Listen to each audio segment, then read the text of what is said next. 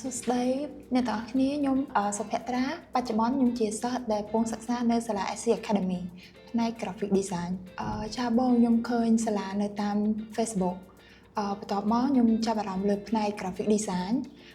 ហើយខ្ញុំក៏ធ្វើការ research បន្ថែមនៅលើអ៊ីនធឺណិតខ្ញុំគិតថាវគ្គសិក្សានេះល្អមែនទែនសម្រាប់អ្នកដែលគាត់អត់សូវមានពេលវេលាគ្រប់គ្រាន់សម្រាប់សិក្សាមិនថាអ្នកដែលគាត់កំពុងរៀនឬក៏អ្នកដែលគាត់កំពុងតែធ្វើការគាត់អាចរៀន skill នេះបន្ថែមទៀតបានហើយលោកគ្រូគាត់យកចិត្តទុកដាក់ចំពោះយើង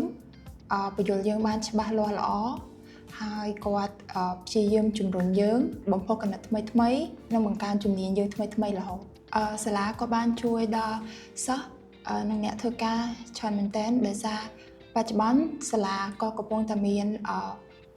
scholarship 100%អញ្ចឹងជាឱកាសល្អសម្រាប់អ្នកដែលគាត់ចង់សិក្សាវគ្គខ្លីៗគាត់អាចមករៀននៅសាលា SC Academy បានចាបងខ្ញុំនឹងណែនាំវគ្គសិក្សានេះទៅកាន់មិត្តភ័ក្តិរបស់ខ្ញុំដោយសារខ្ញុំគិតថា